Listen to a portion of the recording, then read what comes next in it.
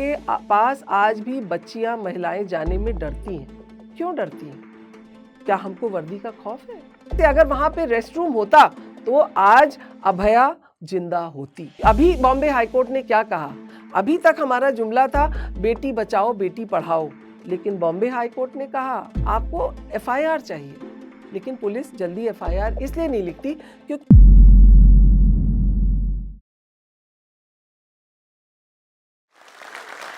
आज हम कुछ फ़र्क बात करने वाले हैं। फ़र्क तो नहीं है क्योंकि जिस तरह का इस वक्त देश का माहौल है, आरजी कार मेडिकल कॉलेज में जिस तरह से ट्रेनी इंटर्न डॉक्टर की बर्बरता से रेप और मर्डर हुआ है, सारा देश विचलित है कि हम अपनी बेटियों को सुरक्षित कैसे करें, अपनी महिलाओं को जो घर में रहती हैं, सुनसान कभी कभी हो जाता है, उनको कैसे प्रोटेक्ट करें। और इसीलिए आज मैं आपसे महिला सुरक्षा के बारे में बात करूंगी। फ्रेंड्स, मैं हूं Abha Singh, advocate, Bombay high court. 20 साल मैंने गवर्नमेंट ऑफ इंडिया में काम किया है। यूपीएससी के द्वारा मैं अपॉइंट हुई थी, लेकिन एक ब्यूरोक्रेट की नौकरी छोड़ के मैं देश की महिलाओं की आवाज़ बनने की चेष्टा कर रही हूँ और लोगों को न्याय दिलाना ही मेरा जीवन का उद्देश्य है। इसी को सोच के आज मैंने सोचा कि आप लोग को मैं देश के कानून बताऊं जो हमारे हिंदुस्तान में बनाए गए हैं आपको प्रोटेक्ट करने के लिए। एक सिटीज़न होने के नाते आपके क्या राइट्स हैं। हम लोग संविधान तो बहुत करते हैं और हम कहते हैं equal protection of laws, equality before law, लेकिन क्या ऐसा होता है? आज सब जगह चर्चा हो रही है डेथ पेनल्टी की, कि रेप में डेथ पेनल्टी लाओ। और वेस्ट बंगाल ने तो एक स्पेशल एक्ट अपराजिता कानून करके पास किया है, जिसमें जो है मैंडेटरी कर दी है, कंपलसरी कर दी है डेथ पेनल्टी। लेकिन क्या पहले हिंदुस्तान में, पहले इंडिया में डेथ पेनल्टी नहीं थी? आपको निर्भया याद होगा, दिल्ली में जिस तरह से बर्बरता से निर्भया की गैंग रेप करके हत्या हुई। वो जीना चाहती थी, उसको सिंगापुर तक लेके गए इलाज करवाने, लेकिन वो जी ना पाई। और उसके बाद हमारी पार्लियामेंट पे इतना पब्लिक का प्रेशर था, इतना मीडिया का प्रेशर था, इतना लोगों का गुस्सा था, द्वेष था, दुख था, कि पार्लियामेंट जो है दिन रात बैठी और उन्होंने क्रिमिनल लॉ अमेंडमेंट एक्ट 2013 बनाया, जिसमें कि कई नए कानून लाए गए महिलाओं को सुरक्षा देने के लिए, प्रोटेक्ट करने के लिए। पहली बार डेथ पेनल्टी का कानून रेप में लाया गया। उससे पहले आजीवन कारावास तक की ही सज़ा का प्रावधान था, लेकिन निर्भया के बाद डेथ पेनल्टी लाई गई और ये कहा गया कि अगर रेप के बाद कोई भी विक्टिम वेजिटेटिव स्टेट में हो जाती है या उसकी डेथ हो जाती है तो उसमें फांसी की सज़ा दी जाएगी। यही नहीं, रिपीट ऑफेंडर के लिए भी, कि अगर किसी ने एक बार रेप किया है फिर दूसरी बार कर रहा है तो भी उसको फांसी दी जाएगी। ये तो डेथ पेनल्टी का कानून आया, लेकिन पहली बार हम स्टॉकिंग के लिए कानून लेके आए। आपने महसूस भी किया होगा कि जब आपकी बेटियां या बच्चियां स्कूल जाती हैं, कॉलेज जा रही हैं, वो लौट के आके कहती हैं कि माँ हमको लड़के पीछा करते हैं, हमको गाड़ी से हॉर्न बजाते हैं, हमको तंग करते हैं। तो हम ये क्या कहते हैं अपने बच्चों से कि कोई नहीं, संभाल के जाओ, दोस्तों के साथ जाओ, इग्नोर कर दो। नहीं, इग्नोर मत करिए। ये स्टॉकिंग आगे चल के भयानक रूप ले लेती है। यही स्टॉकर्स जो आपकी बेटी का पीछा करते हैं, उसको छेड़ते हैं या रोज़ एक जगह खड़े होकर सीटी बजाते हैं, आगे चल के देखा गया है कि यही रेपिस्ट बनते हैं, यही मोलेस्टर बनते हैं और आपकी बेटी के साथ बड़े बड़े हादसे हो जाते हैं। तो इसलिए अगर कोई भी आपको स्टॉक कर रहा है तो आपकी जवाबदारी बनती है कि आप पुलिस स्टेशन में जाएं, एफआईआर लिखवाएं और उसमें कड़ी से कड़ी कार्रवाई की मांग करें। अब तो स्टॉकिंग में 1 से 3 साल की सज़ा का प्रावधान है। तो जो कभी कानून नहीं था, वो निर्भया के बाद स्टॉकिंग जैसा कानून लाया गया। वॉयरिज्म लाया गया कि अगर कोई आप पर्सनल, आप वॉशरूम में है, आप कहीं अपने प्राइवेट उसमें है स्पेस में, और कोई आपको देखने की कोशिश कर रहा है, दूरबीन से देख रहा है, कहीं छेद बना के देख रहा है, कैमरा लगा के देख रहा है, तो उसमें भी उसका एक आईपीसी के तहत ऑफेंस बनाया गया और ये सब 2013 में आए।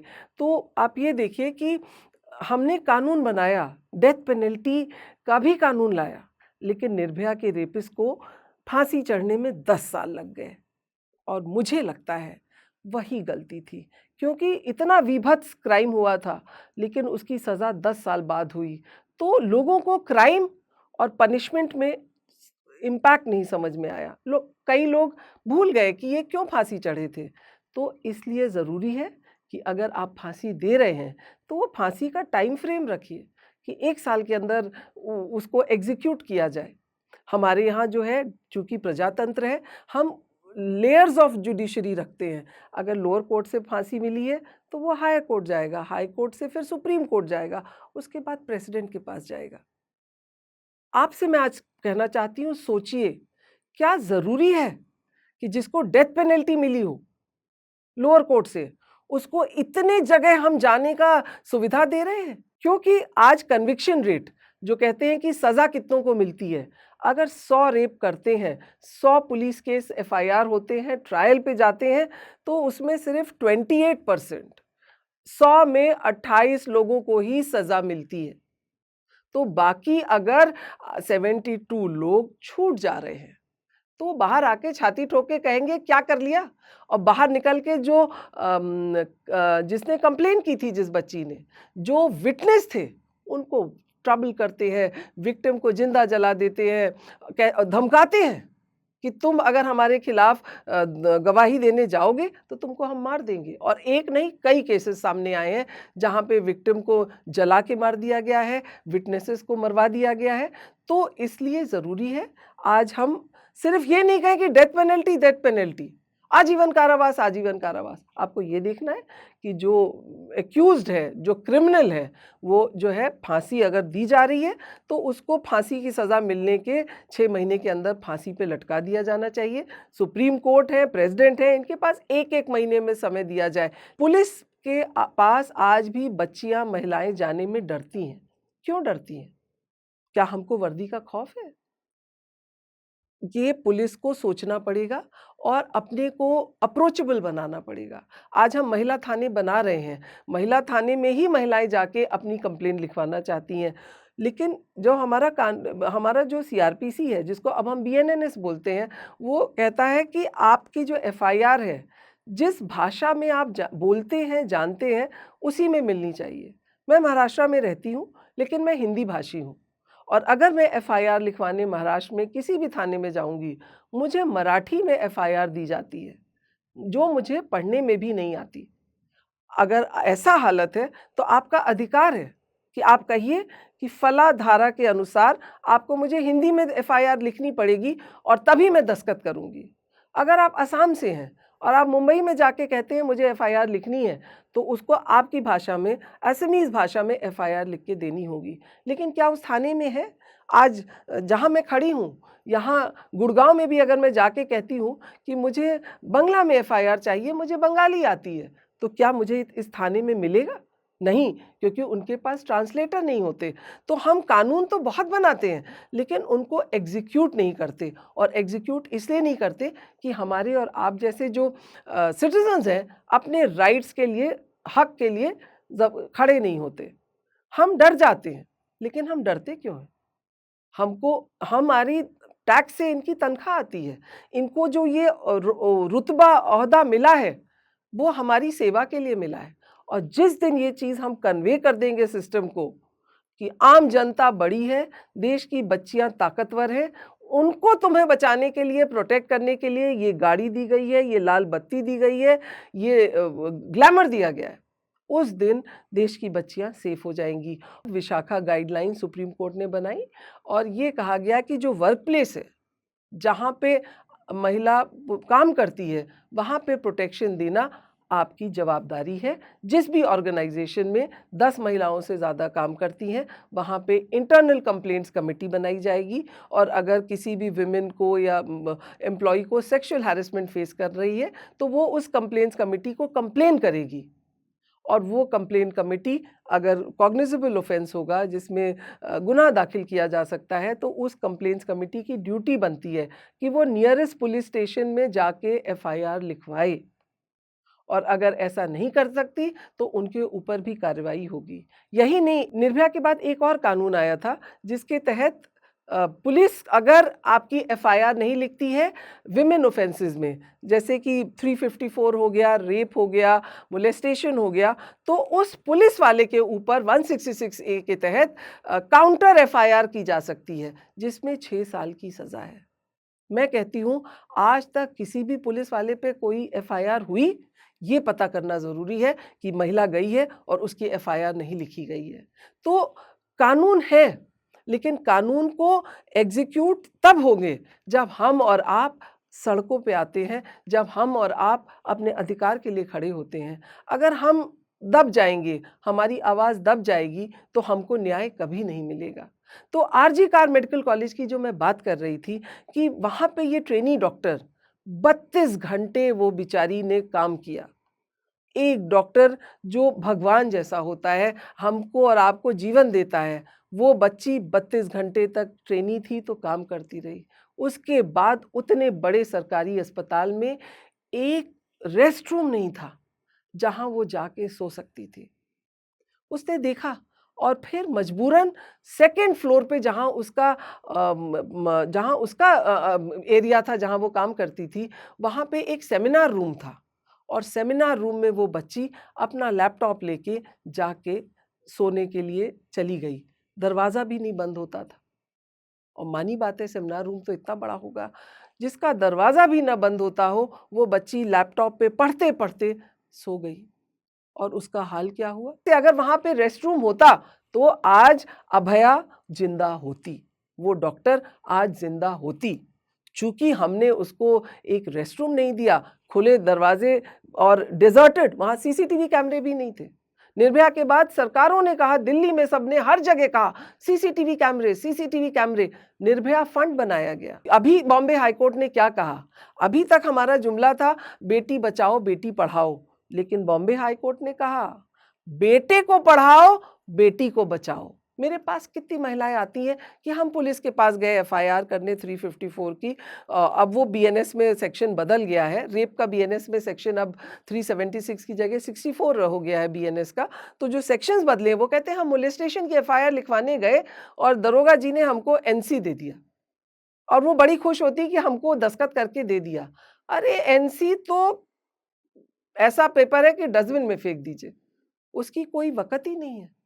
आपको एफआईआर चाहिए, लेकिन पुलिस जल्दी एफआईआर इसलिए नहीं लिखती क्योंकि उनका ट्रैक रिकॉर्ड खराब हो जाएगा कि उनके एरिया में इतना क्राइम हुआ। तो वो क्राइम रेट भी रोकना चाहते हैं, दिखाना चाहते हैं कि उनके एरिया में क्राइम नहीं हुआ। और हमारी महिलाएँ जो हैं वो इतनी समझ भी नहीं रखती, इतना बहादुर भी नहीं है कि वो अड़ जाएँ कि हम जाएँगे नहीं, हम यहीं बैठेंगे जब तक तुम हमको एफआईआर लिख के नहीं दोगे। अगर आपको आपके घर में आपके पति, आपकी सास-ससुर अगर आपको मारते हैं, तंग करते हैं, आपको दिन भर नौकरानी जैसा काम करवाते हैं, क्योंकि आप भी तो इंसान हैं। आप भी चाहती हैं कि आप भी खाना बनाने के बाद 2 घंटे आराम करें, शाम को थोड़ा-सा आप भी बाहर जाएँ, वॉक करें। आपने शादी इसलिए नहीं की है कि सिर्फ़ आप किचन में चूल्हा-चक्की करेंगी। तो और अगर वो प्यार से, इज़्ज़त से कराए कोई, तो मैं कहती हूँ करिए। लेकिन उसके बाद आपको थप्पड़ मार के अगर कोई इस तरह से बेइज़्ज़त करे, तो आप ये याद रखिए कि घरेलू हिंसा जो लॉ है डोमेस्टिक वायलेंस का, उसमें आपको जो है आप लोकल मैजिस्ट्रेट के पास जाके केस कर सकती हैं घरेलू हिंसा का। कितनी बार होता है कि पुरुष बच्चों की पढ़ाई के लिए पैसा नहीं देते, महिलाओं को घर चलाने के लिए पैसा नहीं देते, क्योंकि या तो वो शराब पीने लग जाते हैं या उनका किसी दूसरी औरत से संबंध हो जाता है, वो इस तरह से घर में अत्याचार करते हैं। तो अगर इस तरह का कुछ भी है, क्रूएल्टी तो कानून ने इतना अच्छा डिफाइन किया है कि क्रूएल्टी सिर्फ शारीरिक नहीं है, सिर्फ मारना ही क्रूएल्टी नहीं है, लेकिन आपको मेंटली टॉर्चर करना भी क्रूएल्टी है, आपको इमोशनली टॉर्चर करना भी क्रूएल्टी है। तो इकोनॉमिक क्रूएल्टी भी है कि अगर आपको, मैं आपकी पत्नी हूँ, आप मुझे घर का खर्चा नहीं दे रहे हैं, मेरे बच्चों की फीस नहीं दे रहे हैं, तो वो भी गुनाह है। कोर्ट तो कहता है कि अगर हस्बैंड के हाथ-पाँव है, तो वो लेबर का काम करे, लेकिन उसको घर खर्चा पत्नी को और बच्चों को देना है। यहाँ तक सुप्रीम कोर्ट के ऑर्डर्स हैं। तो जो घरेलू हिंसा का कानून है, उसमें यहाँ तक प्रोविज़न है कि अगर पति-पत्नी घर में रहते हैं और पति परेशान करता है, तो पत्नी ये भी डिमांड कर सकती है कि मैं ये घर से तो नहीं जा सकती, इस घर में आप पार्टीशन कर दीजिए, पति का एरिया अलग है, पत्नी का एरिया अलग है, पति पत्नी के एरिया में नहीं आएगा। यहाँ तक कानून के पास पावर्स हैं। आपको कोई आपके मैरिटल होम से निकाल नहीं सकता। आपके पास रेजिडेंस की पावर्स हैं। आप जिस घर में ब्याहता होके आई हैं, उस घर में आप इज़्ज़त से रह सकती हैं, आपको कोई नहीं निकाल सकता है। कानून हमारे देश का इतना स्ट्रॉन्ग है। और यहाँ तक है कि अगर आप नौकरी करती हैं, आपका हस्बैंड वहाँ आके आपको तंग करता है, आपकी इंसल्ट करता है, तो कोर्ट रेस्ट्रेनिंग ऑर्डर भी पास कर सकता है कि आप जहाँ रहती हैं, आपके बच्चे जहाँ पढ़ते हैं, उसके 500 गज के अंदर आपका हस्बैंड नहीं आ सकता। आपको अगर वो पैसा नहीं देता तो उसकी डायरेक्ट कोर्ट ऑर्डर करके सैलरी अटैच कर सकता है कि आपको 1/3 सैलरी उसको डायरेक्ट दी जाएगी। तो ये जो घरेलू हिंसा का कानून है, ये भी महिलाओं के लिए एक बहुत बड़ा स्ट्रेंथ है। अभी भी एक चीज़ जो मुझे बहुत दुःख करती है, वो है डाउरी। और डाउरी के नए ढंग हो गए हैं। पहले तो होता था कि गाड़ी दे दी, बर्तन दे दिए, सोना दे दिया। अब हो गया है आप डेस्टिनेशन वेडिंग करिए, 5 स्टार वेडिंग करिए। आप भले ही लड़की वालों की इतनी हैसियत ना हो, लेकिन बेचारे उधार लेके माँग के उस तरह की शादियाँ करते हैं। तो ये भी डाउरी के अंदर ही आता है। तो जो 498A पहले होता था और वो डाउरी का कानून, वो अब बीएनएस में सेक्शन बदल गया है, लेकिन जो डाउरी का डेफिनिशन है, वो वही है कि अगर शादी के दौरान अगर कोई पैसे का लेन-देन या माँग होती है, तो वो डाउरी है। क्यों मैं डाउरी के खिलाफ हूँ? आज भी साल में 3000 मैरिड बच्चियाँ जल के मरती हैं, उनको जलाया जाता है। और क्या लिखा जाता है cause of death? Fire, kitchen fire. पूरे पूरे वर्ल्ड में मैंने कहीं नहीं देखा कि कोई शादीशुदा महिला जल के मर गई हो। ये सिर्फ़ हमारे देश में होता है कि लड़कियाँ या शादीशुदा महिलाएँ किचन में जल के मर गईं। और वो लालची पति, उसके माँ-बाप बच्ची को जला देते हैं। आज हम बात करते हैं क्या प्रोग्रेस की, हम बात करते हैं बड़ी-बड़ी, लेकिन अगर किचन में हमारी बच्ची जल के मर रही है, तो क्या हमारा कानून उसको क्यों नहीं प्रोटेक्ट कर रहा है? क्यों? क्योंकि जब वो बच्ची अपने माँ-बाप से कहती है कि मुझे सताया जा रहा है, मुझे खाना नहीं दिया जाता, मुझे नौकरानी की तरह सुबह से रात तक काम कराया जाता है, थप्पड़ मारे जाते हैं, तो माँ-बाप कहते हैं नहीं, तुम वहीं रहो, तुम्हारी डोली गई थी, अर्थी ही निकलेगी, ये हमारे यहाँ का रिवाज है। अरे ऐसे रिवाज तोड़ दो, ऐसे रिवाज फेंक दो।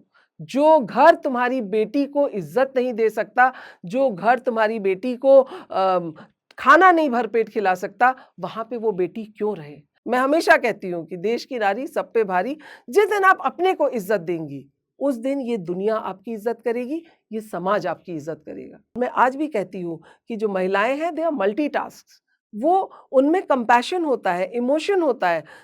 वो पुरुषों से बेटर एडमिनिस्ट्रेटर होती हैं, क्योंकि उनके पास कहीं न कहीं एक एम्पैथी होती है। और ये सब मानते हैं कि विमेन जो है वो ज़्यादा अच्छा करती हैं, अगर उनको लेवल प्लेइंग फील्ड दे दी जाए, तो वो पुरुषों से ज़्यादा अच्छा करेंगी। आपको आगे आना पड़ेगा, अपनी आवाज़ बुलंद करनी पड़ेगी। और जैसे मैं कहती हूँ सरकारी नौकरी छोड़ के मैंने वकील का काला कोट पहना, मैंने कहा मैं लोगों को न्याय दिलाऊँगी। तो मैं चाहती हूँ कि इस प्लेटफ़ॉर्म से जो लोग सुन रहे हैं, आप भी ये आज कसम खाइए कि आप मदद करेंगे लोगों की। आप जो अगल-बगल कहीं पे देखते हैं कि कोई अनपढ़ महिला है, उसको एफआईआर लिखवानी नहीं आती, उसको आरटीआई करनी नहीं आती, उसकी हाथ बनिए आप। आपकी शिक्षा किस दिन काम आएगी? आपकी शिक्षा का कोई फ़ायदा नहीं है अगर आप किसी की मदद ना करें। ये हाथ जो है सिर्फ़ हमारे लिए नहीं है, ये हाथ मदद करने के लिए है और एक-दूसरे का हाथ थामने के लिए है। जिस दिन इस देश की महिलाएँ और बच्चियाँ एक-दूसरे का हाथ थाम लेंगी, मैं गारंटी से कहती हूँ कि पुरुष जो है ना, वहीं उसके पाँव थम जाएँगे। मेरी आज जो आपसे मैंने ये बातें करी, मैं आशा करती हूँ कि आपको इससे हेल्प मिलेगी, कानून के बारे में पता चलेगा। और अगर आपको कोई और क्वेरीज़ हैं, आप कुछ और जानना चाहती हैं, तो आप मुझसे कनेक्ट कर सकती हैं। और मैं जोश टॉक्स आशा को धन्यवाद देती हूँ। जोश टॉक्स आशा का जो आज ये प्लेटफ़ॉर्म है, जहाँ से मैं आपसे बात कर रही हूँ, मैं आप तक पहुँच ही नहीं पाती अगर मुझे ये माध्यम नहीं मिलता। थैंक यू जोश टॉक्स। और मुझसे आप टच में रहिएगा। मैं आपकी जितनी भी मदद कर सकती हूँ, मैं मदद करूँगी। धन्यवाद। जब हम घर पर सबका ख्याल रख रहे होते हैं या पढ़ाई पूरी कर चुके होते हैं तो मन में एक सवाल जरूर आता है, अब यहाँ से मेरे लिए आगे क्या है।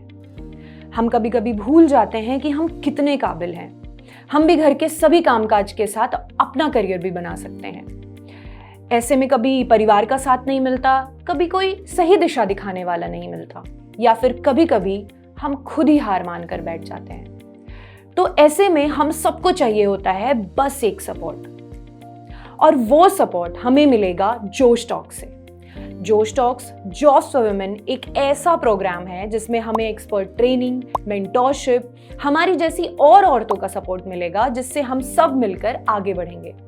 यहाँ हमें एक्सपर्ट्स ऐसे गाइड करेंगे जैसे हमारी बड़ी बहन हो। इसके लिए हमें बस एक फॉर्म भरना है, जो कि डिस्क्रिप्शन और पिन कमेंट में डाल दिया गया है। चलिए साथ मिलकर आपके सपनों की नौकरी को हासिल करने की दिशा में पहला कदम उठाते हैं। चाहे आप आर्थिक रूप से आत्मनिर्भर बनना चाहती हो या फिर नए स्किल सीखना चाहती हो, जोश टॉक्स की टीम आपकी मदद के लिए यहाँ है।